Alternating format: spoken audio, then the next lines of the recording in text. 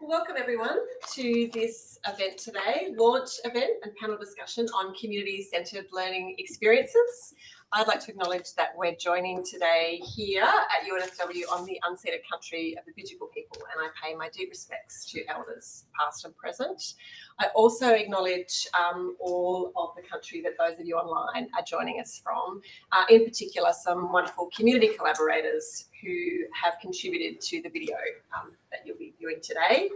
A very quick introduction around the format of today's event. We are going to hear first a message from Verity Firth, who is the Vice President of Societal Impact, Equity and Engagement here at UNSW, who's not able to be with us in person as she's speaking at an event in Canberra, a Universities Australia Forum. And then we're going to move to the screening of the video, which is about 30 minutes long. We have some of the amazing collaborators featured in that video here in the room today, which is wonderful. Hope you really enjoyed that. We're then going to have a panel discussion following that with a number of people involved in the projects that you're hearing from in the panel, as well as Bruce Watson here too. And we'll then really get into a bit of a discussion about some of the themes that emerge in the video.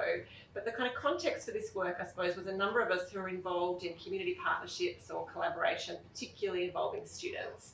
And we started to think about ways to share that learning with others and connect with others doing aligned or similar work. We thought about a webinar first, and there's a number of us involved in the Yuwaya Ngarra-li Partnership, which you'll hear a bit more about today, who have done some webinars in the past. And then the discussion kind of morphed, I suppose, with Eva Lloyd and Greg Leslie, Sam Rich and others, to thinking about putting together a video that could be used as a kind of teaching tool or resource. So we've had lots of input into this. You're hearing, as I said, from some of those involved in the projects featured in the video. But really the discussion we're seeking to sort of start and contribute to is a broader one, which is connected to the work that has been really highlighted in the new UNSW strategy and societal impact framework. So we'll return to that discussion today. So at this point, I'll hand over to Verity and look forward to continuing the discussion afterwards. Thanks, Izzy. Hello, my name's Verity Firth. I'm the Vice President of Societal Impact, Equity and Engagement here at UNSW. Thank you very much, Ruth, for your acknowledgement of country. I too would like to acknowledge that where I'm recording today is on the land of the Bidjigal people. This land was, is and always will be Aboriginal land. I'm sorry that I can't be there today to attend. Community engaged learning is deep in my heart. I think it's extremely important work that you do, but unfortunately I'm at the Universities Australia Conference appearing on a panel there where I will talk about community engagement. It's a big year for higher education, although a lot of slings and arrows have been thrown at us. One of the things that is actually going really well in terms of the government agenda for higher education is the big ambitious equity targets that they've now set. That's 80% of Australians to have some form of tertiary education and training by 2050. They also talk in depth, in fact, in the Accord about community engagement and the public purpose of universities. We're lucky at UNSW, our new strategy, Progress for All, absolutely speaks to that ambition. It speaks to universities being made and existing for public purpose, but also how do we create the next generation of young people who are able to and have the skills to collaborate, to learn, to experiment, and to work alongside community in solving society's wicked problems. One of the best ways to teach this is through engaged community learning. So as you're going through your workshop today, think about the ways you can be doing this in your own courses, in your own work.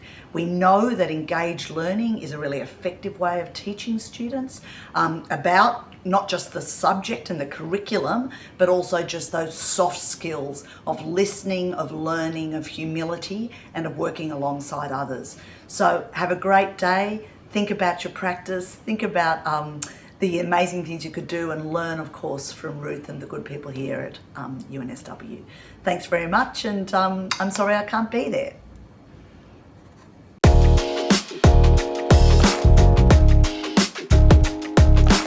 I'm Ruth McCausland, and I am Associate Professor in the Division of Societal Impact, Equity and Engagement. I'm also the director of Yuwaya Ngarra-li, which is a long-term community-led partnership with the Darrawah Elders Group in Walgett that grew from collaboration on research study many years ago. Through that work with the Darrawah Elders Group and other Aboriginal community-controlled organisations in Walgett, we've learnt an enormous amount about what it takes to do that kind of university community collaboration well. And as part of that, we've had a number of projects involving students, in particular from the faculties of engineering and the built environment. In this video, we're really pleased to share with you insights and lessons from 3 collaborators who have been involved both in Yuwaya Ngarra-li but in a number of other community-centred learning projects. That includes Walgett, but also Bourke in northwest New South Wales and in Cambodia.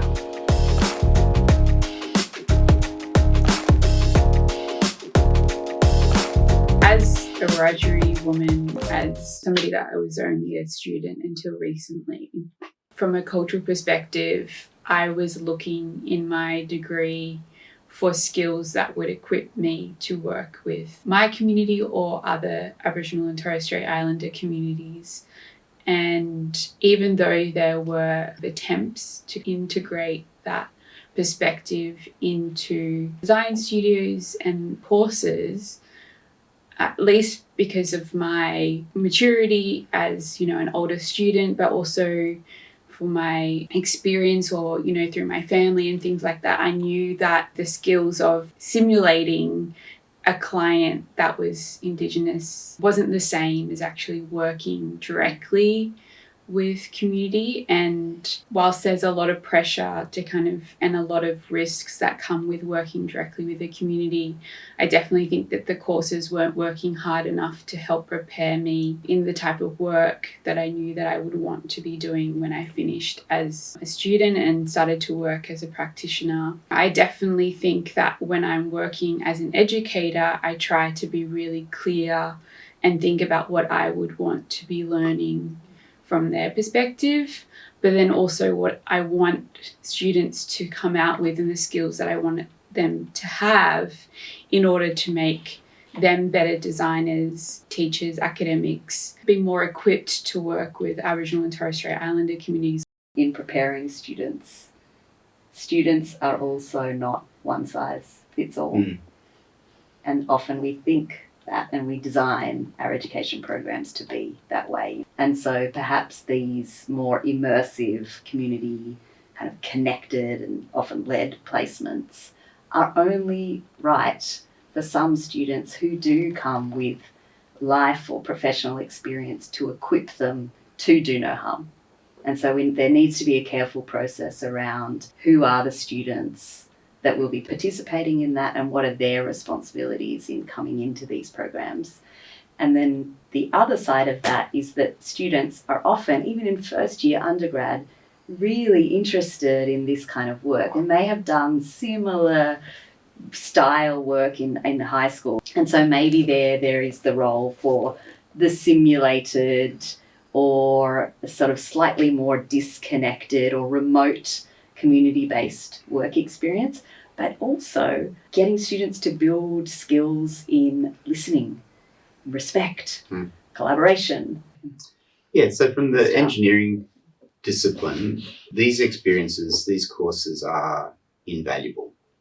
The training that we can give to prepare high school students to go through a 4-year engineering degree is actually moving them away from this notion that there is a right answer. You're often working with very imperfect data, which is, where we get into the messy world. And so, you're now starting to have to think like an engineer. And you are, you're delivering a project, and most projects have a design brief, so it has to achieve something, and how you measure that and evaluate it. That's very similar to these experiences. And so what you're measuring and evaluating may not have anything to do with the actual spring restoration. It might be seeing ways that you've been able to contribute to the people in the community increasing their ability to act of their own agency and solve problems.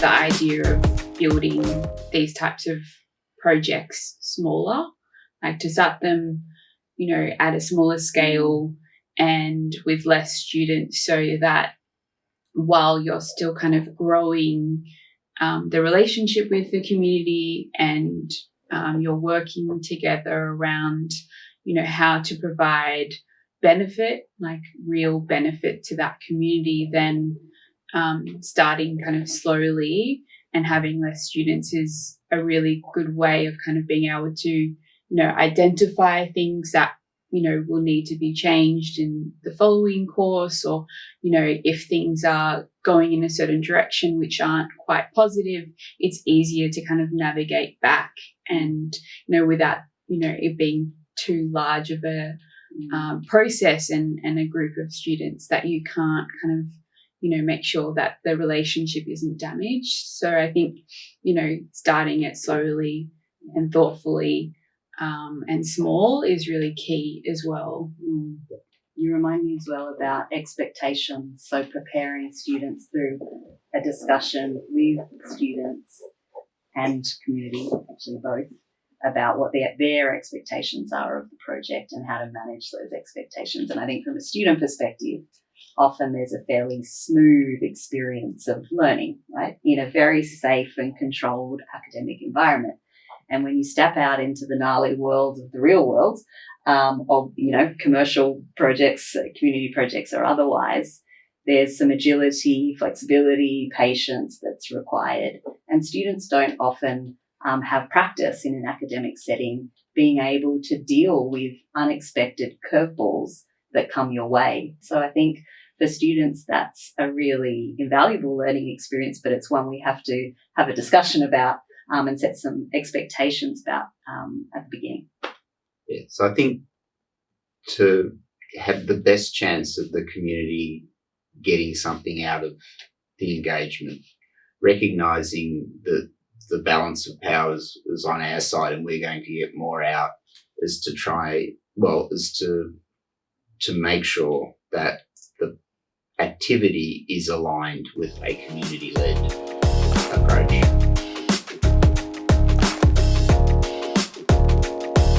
The Yuwaya Ngarra-li induction is a really important step for collaborators who are coming into the work to be introduced to the Yuwaya Ngarra-li Partnership's way of working, which has been led by the Dharawal Elders Group.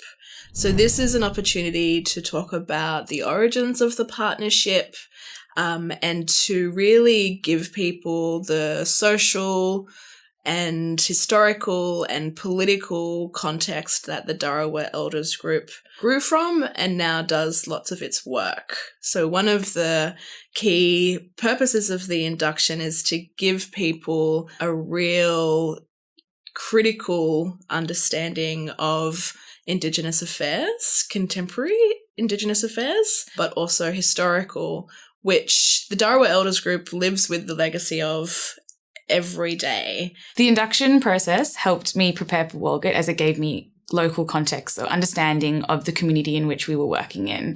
This is really important because throughout my studies of humanitarian engineering and the courses that I've taken, they have stressed the importance of understanding the context. And a lot of solutions in which humanitarian engineers get involved in are unsuccessful because of this. So this induction was very important in understanding different parts of the community in ways of health, education, different sectors and how our project fits within that. And it was very important in gaining a wider and a holistic understanding of who the community is and our role as impact engineers and our role in the partnership. The final year for my bachelor's, I was working with one of the government facility. We are dealing with the contaminated site. It's a wastewater contaminated site. So the major thing we are considering is the ecology side of how to remediate the site to make sure the ecology is still alive. But talking to Dharawal Elders Group, I realized that, there's an indigenous side of it, but I never really look into it. It's more about how to restore the environment, which is good, but it just makes me realize, there's so much more things that you need to consider in terms of designing a research and designing an engineering project.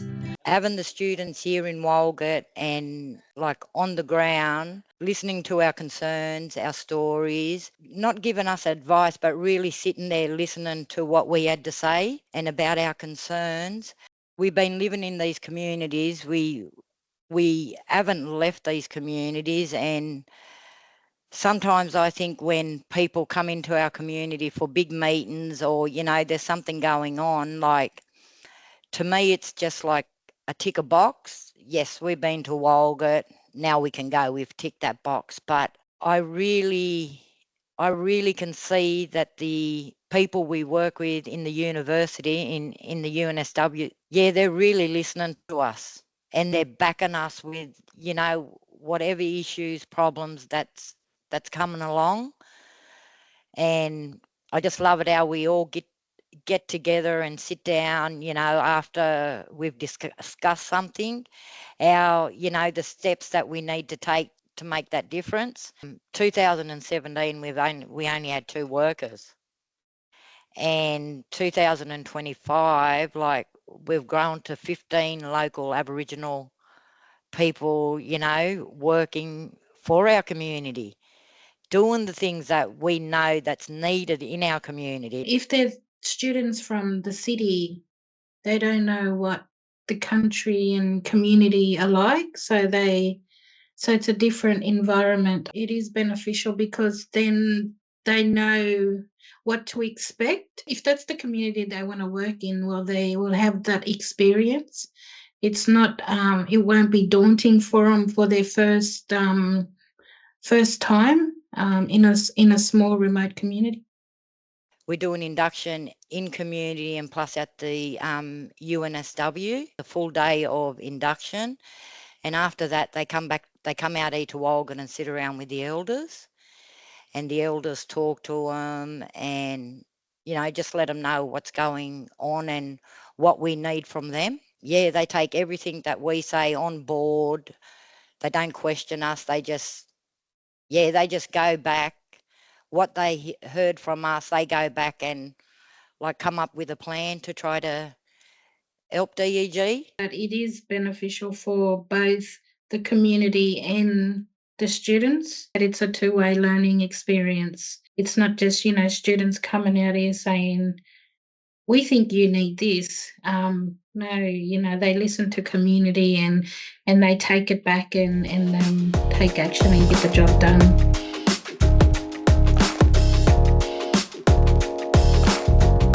Going back to designing the landscape for this project, it's through experience, it's through working, listening, and doing things to build a connection with the land that we were going to design for, and for the land that owns us and other living and non-living things.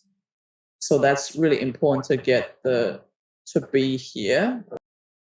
Something we tried to set up is a sort of cultural induction, I guess, that students participate in with members of the project. And this was Sam at that stage, to prepare students. And that, I remember you said students need to do their homework. And so that's kind of understanding the social, political, spatial, economic context of the project they're about to set into, the fact that kind of spans and crosses borders, but also thinking about their own positionality. So who are they? Where do their biases come from? Where do their experiences come from? And how will that influence the way that they intersect with this project and interact with people in the project?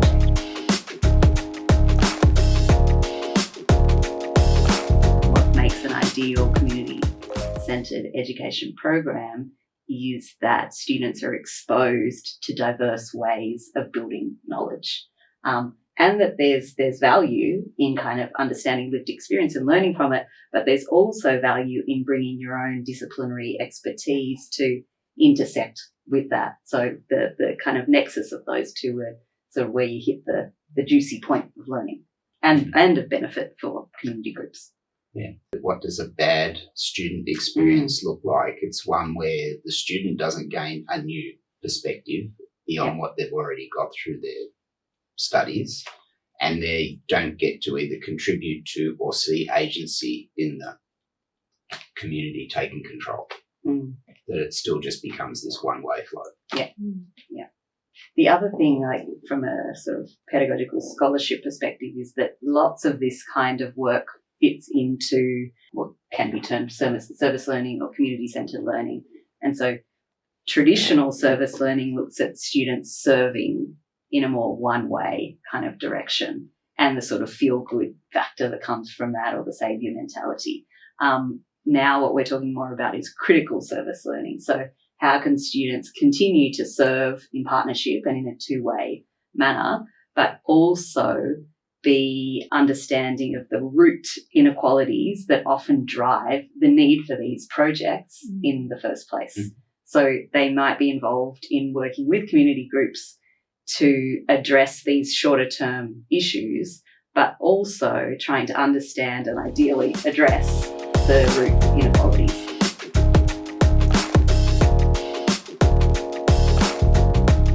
Enabling here is funding, right? So not every student is in the privileged position to be able to travel for long periods of time, nor to afford to be able to travel, sublease their apartment, and to pay for day-to-day expenses that can often be more expensive in the places that they travel to.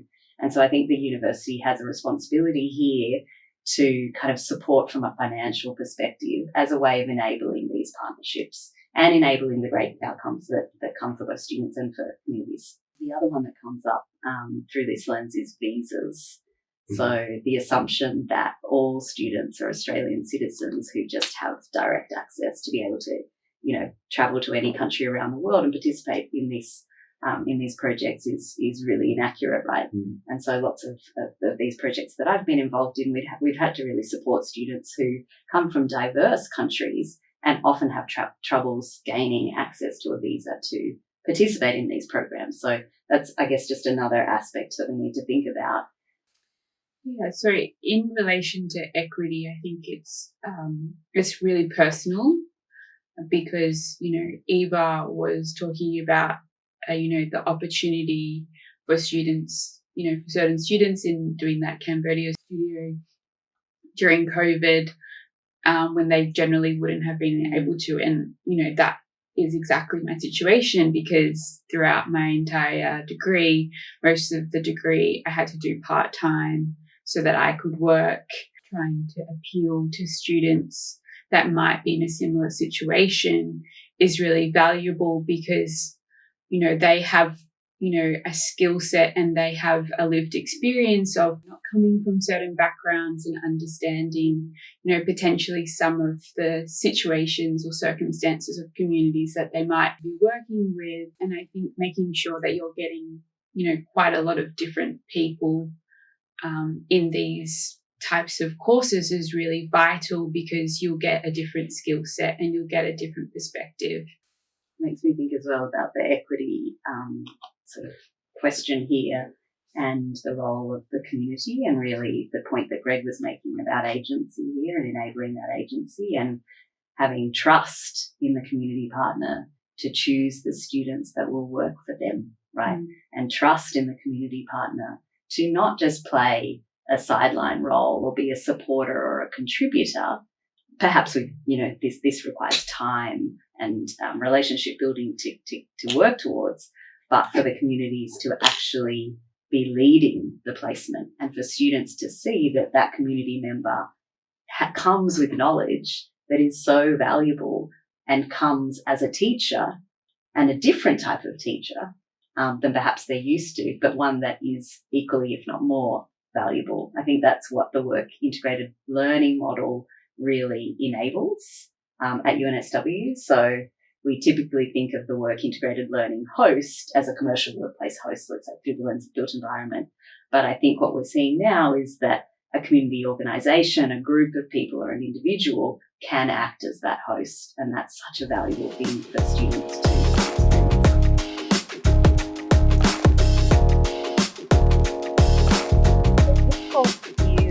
chance for designers and design students to work with community groups on the ground and to learn together about how daily lives unfold.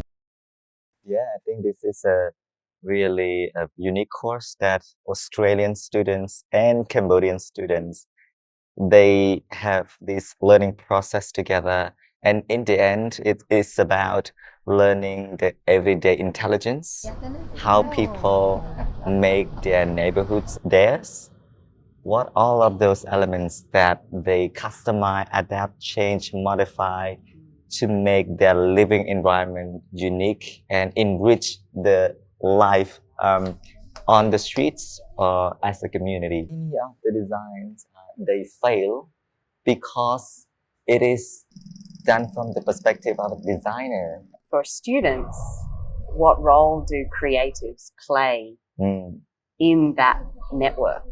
You know, sometimes do designers need to step back? Sometimes do they step in gently? The process, the learning process is figuring out that the place that you have in all of this. In Phnom Penh, and I read the strategies from the municipality, and there's a lot of talk about beautification. Rather than rushing in, as often designers do, to say, this is the problem and this is how I will solve it. It's actually just to say, I'm going to stop and I'm going to try to build an understanding and then think, okay, so what is my place here? I think just to slow down. We zoom in, focusing on the stories of lives of the residents in the neighborhood and what matters to them and what makes this neighborhood theirs. Really decentralizing and also bringing new actors of agency, which is like the community, and really changing my perspective as a designer in this process was very, very fulfilling. So I keep going back to what I learned for the 4 years. And then this experience has definitely spun it around and really given me another take on how I look at design. The one thing I learned, I think, in this whole process is that community-led design really does mean community-led. You know, the endless meetings, the workshops, the presentations, hundreds of pages of data collected, studied, transcripts, photographs, so many iterations of the design that I can't even count anymore. And just this like constant negotiation between, you know, the community and the designers. And this is the part of the process that I think I'm going to take back with me forever. I have been an international student in Australia, and that is probably going to be, I'm probably going to be the odd one out. So understanding like how I am, what makes me different is important too. So you really just learn to understand how much to almost give and how much to hold, because you can't just give solutions that people aren't ready to accept. Those tough moments, I would say, but like an important lesson to take, because you can't just, there's no hierarchy as such of, oh, you're a designer and this should be imposed, because the whole point was trying to be useful to the community.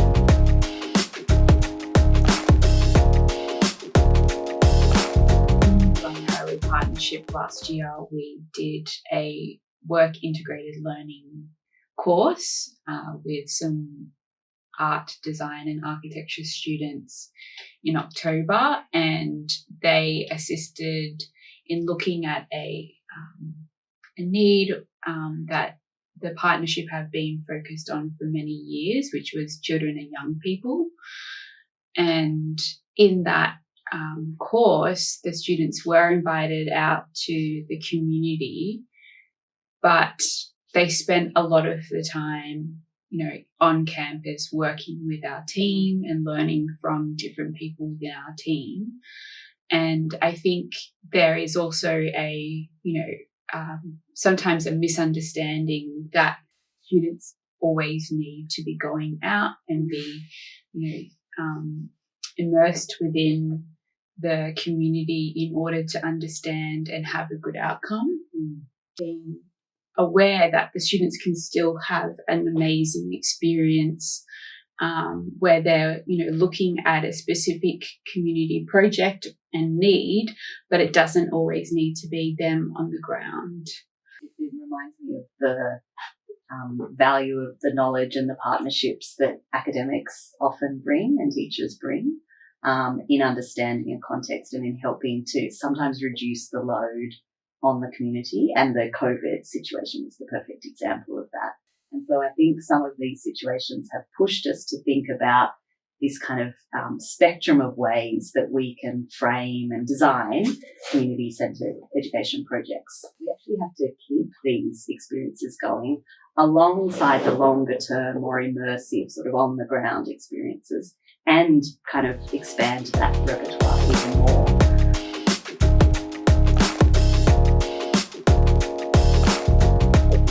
In some cases, there are legacies. A garden, a restored spring, a green wall in a hospital will be, legacies that potentially are left, which is good. But yeah, I think we should be honest and say, no, we're getting more out of this than the community are getting out of it. I think about the value of these projects to communities. Design or built environment design and engineering have a strength, I think, in that we do come from an applied sort of practice. And we do have students, more senior students, who have the technical skills to be able to support sometimes community projects that are perhaps shorter term, smaller, incremental, and that communities and community members often don't have the time to get to.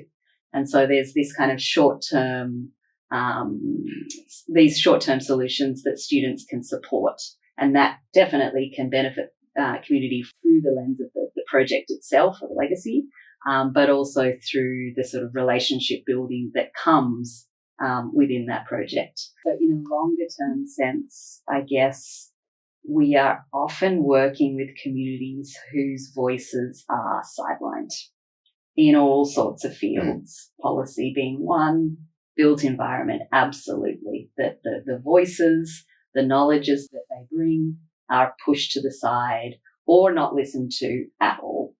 And so I think sometimes these partnerships, if we think about them over really long periods of time, not a year, 5 years, 10 years, 15 years, 20 years, a lifetime, they are able to enable the agency that, Greg, you were talking about. I mean, the agency is there, right? But to sort of say, hey, this knowledge is valuable. How do we evaluate these projects? Is it about the short-term legacy or the product or the artifact? Or is it about the relationship building, the trust, the agency that comes with that, and the impact of that on how students see their role as an engineer or a designer, less as, okay, I'm designing for, more as I'm designing with, more as I'm a facilitator, more as I'm valuing sort of multi-pronged approaches to knowledge building. The reality is that there is always going to be an imbalance, and it is on the side of the university and the student. And I think also what you said is true, that maybe over the long term that imbalance becomes less.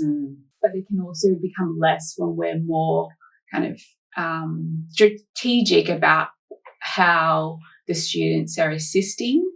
True. And the type of things that they're helping to do. There's definitely examples where there's, community can benefit. It's just about kind of thinking about it in the right way and, as you said, in a community-led way of like, how can we transfer these skills so that, if they don't need us anymore, then they don't need us anymore. Yeah. So there's something around the structures and the systems of the university needing to shift or jiggle a little bit to enable that kind of participation. And also, I think what's exciting about the societal impact framework is to think differently about how we can take a more nuanced approach to the indicators of success.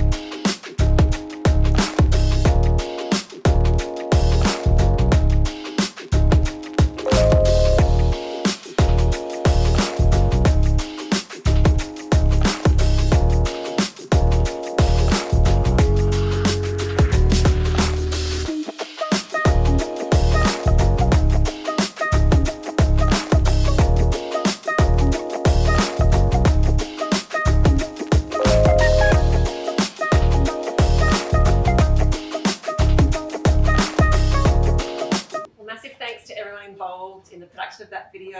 Particular shout out to Izzy Burton-Clark for becoming an editor in the service of the output, in this case, as ever, and from Randall. Thanks to the community collaborators for giving up their time and wisdom, the students involved too, and particular shout out to Eva Lloyd and Greg Leslie here in the room today, and Sam Rich. Wonderful for them to be sharing their expertise. What we thought we would then do is go to our excellent panel to just tease out some of those core questions around how can we enable meaningful, ethical, impactful, community-centred education and learning experiences. And so I guess just briefly, I wanted to introduce you to our panel, who all have very impressive bios. I'm going to try and keep that brief, just because in the time we have left, we really want to get into some of the nuance and detail of some of the key questions. I will first introduce you, and the furthest from me, to Professor Bruce Watson, who is the Pro Vice Chancellor, Societal Transformation and Equity, in the Division of Societal Impact, Equity and Engagement, double equity there, Bruce. Bruce has been working as a lecturer at UNSW in the built environment since 2001, and over that time, had a lot of different kinds of roles, but a lot of expertise in these sorts of questions, and demonstrating leadership and commitment to equity through various programs, including alternative entry schemes, etc. But I guess in his current leadership role, is bringing some really important work around the societal impact framework, which we heard about in the video, and we'll explore a bit further. Rory Lewis, next to Bruce, who is a landscape designer, practicing in the industry part-time while studying landscape architecture here at UNSW, where he explores placemaking techniques as well as his interest in people and place. He completed a placement in Burt, which we heard about in the video, in 2023, and returned to work there in 2024 as well. Peter McGillivray, who you also saw in the video, a Kalkatungu, South Sea Islander lawyer and researcher, senior research fellow with the Yuwaya Ngarra-li Partnership, focused on legal and justice issues here. Peter's worked as a researcher on a range of criminology, legal services and community development projects in New South Wales across Australia, and has worn many hats here at UNSW, currently PhD scholar, educator at times, researcher, so brings a really valuable contribution to today's discussion. And Dahan Silva here to my right, graduated from UNSW with a Bachelor of Interior Architecture in 2023, currently works as an interior designer at Gensler. Dahan's also a casual tutor in the Interior Architecture program. Good to see representation across the board from the faculty here, support for your colleagues, excellent. Dahan was lucky to be immersed in the Street Life Studios course and to do their community design placement in Phnom Penh in 2022.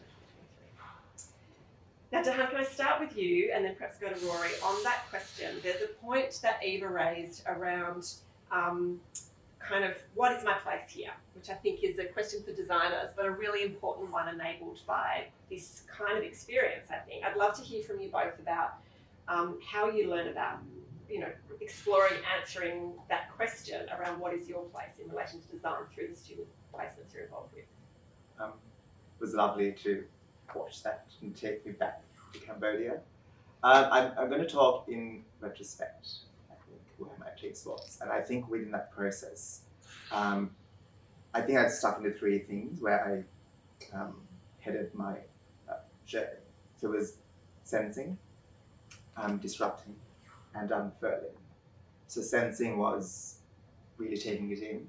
I was lucky enough to go into streetlight studies in Jan to research with the community. And then so I'm trying not to get emotional because it's been really a journey for me. And then disrupting is understanding the agency, where we go in as actors of sorts as a designer, and shifting agency and knowing that we're there to design. At the end of it, debates, narratives, and experiences.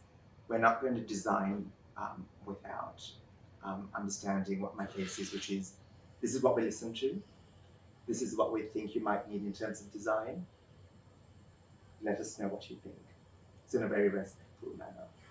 And unfurling is that process of just seeing their smiles and really implementing the work side by side and really disrupting the Western sense of design was my place and understanding. Rory. Beautiful. Yeah. I had like the blessing, the opportunity to go out to Burke in 2023, and it was, for me, it was a journey. It was a huge journey. I was going to the heart, discovering what it was for me as a designer, going into community. What was my process on learning? How do I respond? How do I create story? But yeah, it was this opportunity of time as well to go in and be able to spend time with country, with people and place, which not many people get to have. I think in university it's so important. We do have time. We're blessed with that as well. And yeah, I was with my hands in the soil, with community, gardening, growing vegetables. And then I was lucky enough to kind of come back there in 2024 as well to, with that knowledge of, like, emerging knowledge of place and people, to help design a garden for the high school with that community and that sense of place. So I think for me now it's honouring that, also understanding what I learned about kind of immersing myself. What does place teach me? And also what can I teach as well, with a completely different set of kind of morals and values that I hold growing up in the city, immersing into place. I think it definitely has to go both ways.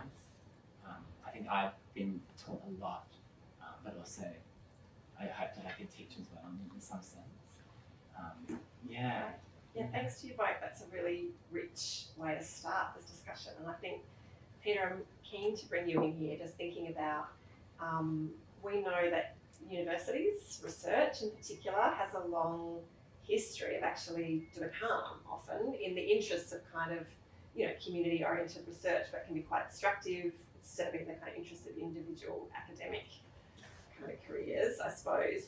And I'm really interested, you started to touch on it a bit in the induction work that I know, but I'm really keen to hear from you. Sam talked about this, Greg also, about the balance of power between, students and community. Talk us through how you think students can be best prepared for this kind of work to do no harm. That's certainly the starting point, but also potentially to lead to that community benefit or impact that we've heard about.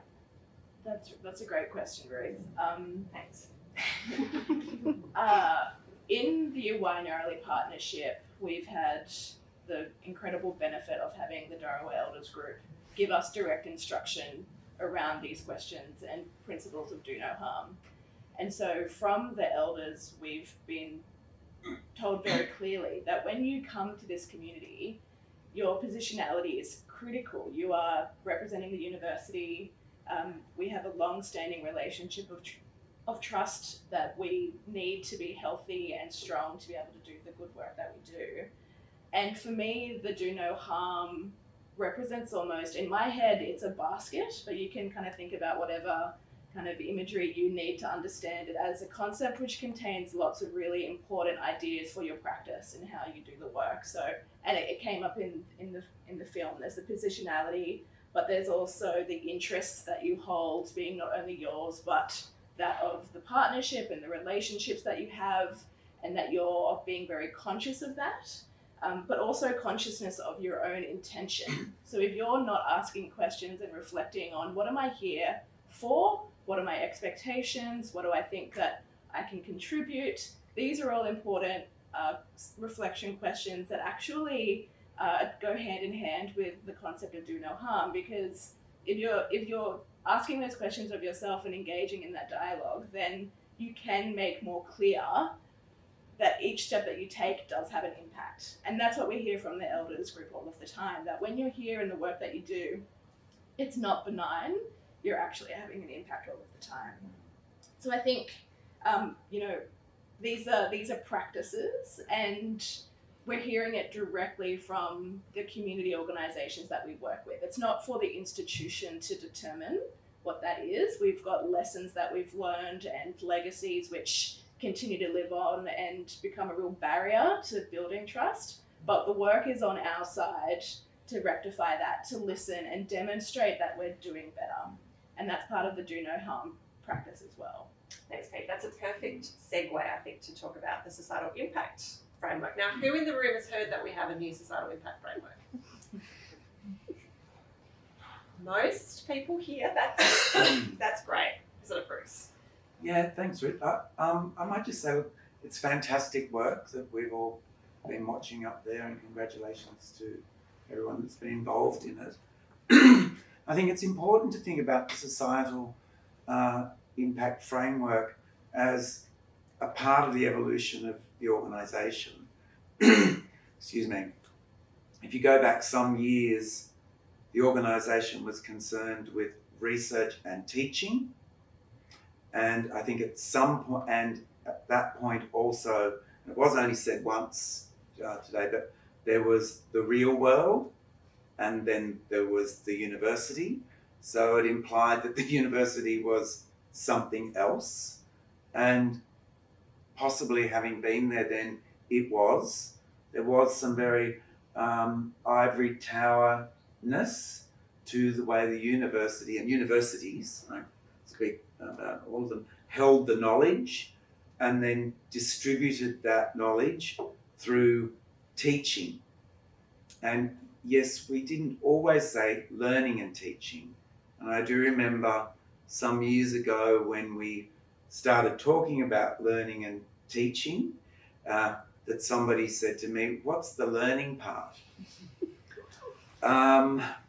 This is probably 15 years ago. So that does underpin some of this, where we've come from and where we will continue to go. So the societal impact framework was an incredible piece of work that came together through a community of academics and professional staff, numbers of them in the room here right now, that with the aim of corralling the work that is already being done, plus identifying what work isn't being done, and trying to bring that under some very important headings that the university as an organisation could understand, so that it wasn't just about academics doing research which may end up in very useful journals and is a very useful part of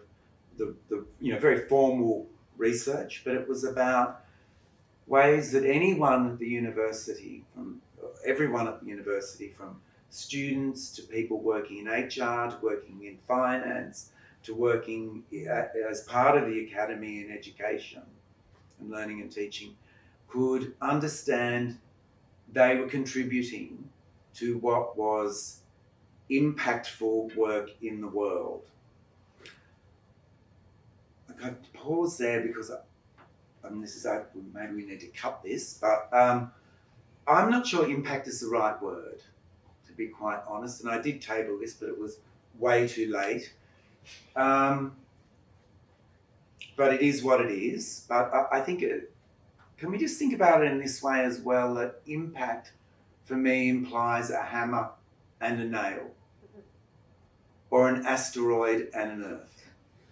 And there's a winner, and there's people that may not be as winning, or things. So I think it's about transformation. And the work we've seen is around people coming together in an evolution of the way learning and teaching evolves through scenario and engagement with those scenarios in a range of pieces. As Samantha said, sometimes in the classroom, sometimes in the site, on a site, if we're talking about student engagement. And remember, everyone in the organisation, through their work, does have a contribution to that transformation of society. I think transformation is a great concept, and actually what I heard, Dahan and Marie, from you is that the experience was transformative for both of you in terms of the impact of work that you went on to do, but also your sense of what your role was as designer. So it would be great to hear more from you about, the transformation, or you can use impact, we're still using impact, but sorry, I shouldn't have said that. About for you as the legacy of that experience. Yeah, I'd love to talk. I think developing a sense of practice, I think, was so vital in that experience, and personal practice too, like taking the frameworks of what I've been taught, but actually being on ground and being able to decide, how do I use that? What's necessary right now, but also what do I decide to do? And feeling supported to do that, I think was so vital. And a big kind of takeaway from this has been listening. It goes both ways. It's everywhere. It's deep listening, listening to the place you're in, to the stories, to time, to using your senses. I think being on ground at university, it's quite hard to do that from a lot of times from photos. There's so much that's non-physical that we can pick up on. A huge takeaway for me was that listening. Yeah. Listening and also looking. I think something I've understood is you always look at things with an objective. Looking with is, I think, a bit more encouraging to this context of transformative design or impactful design, where we look with empathy, compassion, positionality as well. That's something I really have taken away from. And in terms of skill sets into work, I think Eva mentioned this in the video, where university structured deadlines, that's how it is. Whereas with work, back in Cambodia, you think on your feet, you manage things as they come. And so with studio work, it's deadlines. A client might want this, a day ahead.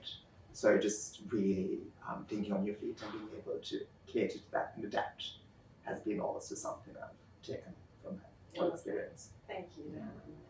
Peter, just wondering, we've got beautiful demonstrations of that here, but do you want to talk a little bit about why this is important, why this kind of learning and education experience is so critical? It's so important. Loretta and Vanessa talked about it in the film, about how important it is for communities all across the continent, but also internationally, to have graduates who are prepared, that have had that opportunity of experiential learning to inform their practice. They don't need to be experts immediately upon graduation, but to have had that practice of considering both the interests of their community partners, but also their brief and their work is really important. And communities like Walgett, of which there are hundreds around the country, are looking for people to come and work with them to build their solutions as they see them to be effective. So if we're not providing as many of those opportunities as we can within this institution, then we're doing a real disservice to the communities that we serve in terms of us as a university, but also our graduates. And to the equity question, I think, for me personally, there's a really critical need to ensure Indigenous students in this university have access to the opportunities to engage in community-led work, as Sam talked about in the film. It really needs attention, because I think there's often a practice of assuming that Indigenous students are experts in community engagement, and any student who comes from a culturally and linguistically diverse background, or from a community which they're sometimes expected to be representative of, there are these assumptions about the skills that you bring, and I just don't think that we can make that. So I think there's a lot of work that we can be doing in the institution that serves many, many more people. Thanks, Pete. That's a beautiful kind of point, I think, to conclude on. And so in the kind of few minutes we've got left, everyone's got, or anyone who wants to, like a final kind of thought or zinger, I guess, particularly around that question about ensuring that these kind of student or educational learning experiences can bring benefits to community as well as students. Bruce, do you have a quick thought? I think, as I said before, I think there's an evolution of the way we learn and teach, and that not seeing the university as a place where there's telling, but where there's a questioning of how we operate in the world, how graduates and our colleagues operate in the world, and how that operation can influence change. and threading that through opportunities. I think there's also a piece around where it fits best in a. We were speaking about this before we started. I think there's a knowledge of yourself that I think is needed. It may not be when a student is 16 or 17. There's some evolution in the coming to a positioning of yourself that might be pretty helpful. Yeah. Thanks, Bruce. Yeah, that self-awareness. I think we're talking about mature age students fitting into this as well, and a lot of the time high school and your previous education kind of domains don't quite prepare you that well for this real world, like in your face. It's not filtered. It comes at you through stories and through experiences, which you and your experiences also have an effect on how you see that. So yeah, I think that balance between student immersion, but also being prepared as a person going into the world. Thanks, Warren. Yeah, the question again. Just any final thoughts about that balance, getting this work right? Yeah, I think we have to, one of our strengths working in a university is that we are a big group of expert learners. So I think we have to do more of that. And I think we hold some critical thought in how we undergo that. There's a lot that we can learn from each other and everyone in the university, being the sciences, the arts, medicine. All of us can find something in this work. Excellent, thank you. And the fall of the university and accessibility and equity to these programs, or not just being the one course, just really putting that, instilling that need in the younger ages, 16-year-olds and 17-year-olds, and making sure this is an opportunity, and university building a pathway for them to achieve that, normalising the whole experience. Round of applause. Thanks to all in the room who are here, who joined us for this discussion, and online. There is a real growing body of work around community engaged practice and scholarship that is kind of bubbling up in the division, but of course many of you are connected to and contributing to. So if you're interested in staying more involved or contributing to that work, please do get in touch. If you're in the room, come and have a chat. We've set up a new email address too, which is CEPS, which stands for Community Engaged Practice and Scholarship, CEPS, at unsw.edu.au for those of you who are keen to stay involved. But yes, I think hopefully this is the beginning of some really rich and ongoing conversations, and thank you all for joining us today. Can I just mention Engagement Australia is also a part of this, where you can join, find more information. So that's engagementaustralia.com. You just have a look and see what's on the site and see how you can do a whole lot of stuff there as well. Thank you, Bruce.